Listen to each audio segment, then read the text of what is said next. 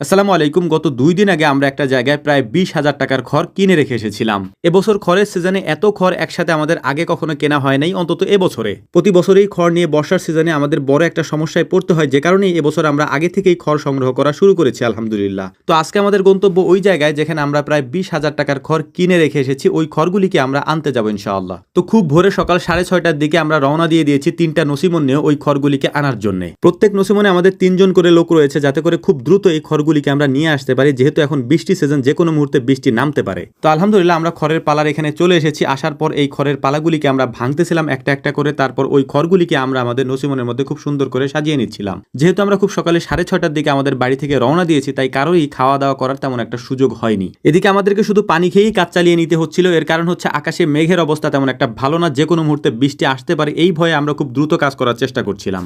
যেহেতু এখানে যে খড় আছে সেই খড় আমরা একবারে এখান থেকে নিয়ে যেতে পারবো না, তাই 3টা নসিমন সাজিয়ে নিয়েছি আমরা। এই 3 নসিমনে কয়েকজন লোক আমরা চলে যাচ্ছি ওখানে, কারণ এই খড়গুলি ওখানে নামিয়ে আমাদেরকে ওখানেও পালা দিয়ে আসতে হবে। এর কারণ হচ্ছে যদি আমরা খোলা অবস্থায় ওখানে ফেলে রেখে আসি, তাহলে বৃষ্টিতে এই খড়গুলি ভিজে যেতে পারে যদি বৃষ্টি হয়। তো আলহামদুলিল্লাহ নসিমনের মধ্যে খড়গুলোকে সুন্দর মতো বেঁধে তারপর আমরা রওনা দিয়ে দিয়েছি আমাদের খামারের উদ্দেশ্যে, অর্থাৎ এই খড়গুলিকে আমরা যেখানে রাখবো সেই জায়গার উদ্দেশ্যে। আমরা কয়েকজন এই খড়ের সাথে যাচ্ছি এবং কয়েকজনকে আমরা এখানে রেখে যাচ্ছি, কারণ হচ্ছে দুই জায়গায় খড়গুলিকে একেবারে এলোমেলো অবস্থা আমরা রেখে যাচ্ছি। বৃষ্টি নামলে খড়গুলি ভিজে যেতে পারে, যে কারণে হচ্ছে আমরা দুই ভাগে বিভক্ত হয়ে তারপর এই কাজগুলি করার চেষ্টা করছিলাম। খড়গুলিকে নসিমনে করে এখানে নিয়ে আসতে আসতে আমরা দেখতে পেলাম যে বৃষ্টির অবস্থা তেমন একটা ভালো না, অর্থাৎ আকাশে প্রচুর পরিমাণে মেঘ দেখা যাচ্ছে। নসিমন থামিয়ে খড়গুলিকে আমরা নামানো শুরু করেছি এবং আস্তে আস্তে যেখানে পালাটা আমরা দিব সেই জায়গাটা তৈরি করতেছিলাম। এর মধ্যেই দেখতে পেলাম যে মুষলধারে বৃষ্টি শুরু হলো।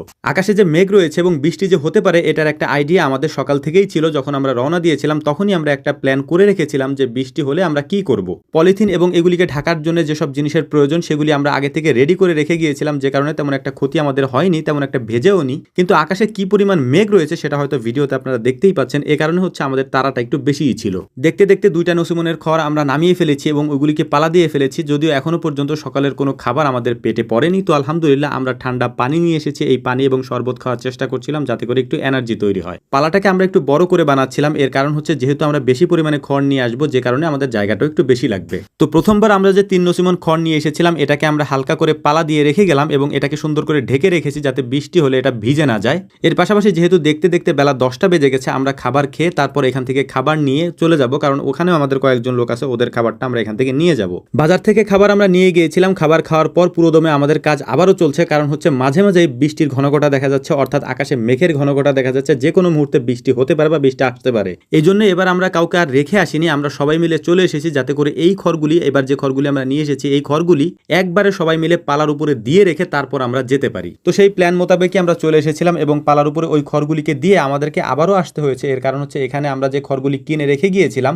এর বাইরেও ছোট্ট একটা পালা আমরা এখানে কিনেছি। তো ওই পালাটাকে নিতে, অর্থাৎ ওই পালার খড়গুলি নিতে আমাদের এখানে আবারও আসতে হয়েছে। এর পাশাপাশি আগে যে খড়গুলি আমরা এখানে কিনেছিলাম, অর্থাৎ এতক্ষণ যে খড়গুলি আমরা নিয়েছি সেখান থেকেও কিছু খড় এখানে রয়ে গিয়েছে। তো আলহামদুলিল্লাহ সব খড়গুলিকে আমরা নসিমনের মধ্যে উঠিয়ে নিয়েছি। উঠিয়ে নেওয়ার পর সবার টাকা পয়সা পরিশোধ করে, অর্থাৎ যে টাকা দিয়ে আমরা খড়গুলি কিনেছিলাম, একটা জায়গায় হচ্ছে 19,000 টাকা আর একটা জায়গায় 3,500 টাকা, সেই টাকাগুলি পরিশোধ করে আমরা এখন চলে যাব আমাদের খামারের উদ্দেশ্যে, অর্থাৎ যেখানে আমরা এগুলিকে সাজাচ্ছি সেখানে আমরা চলে যাব।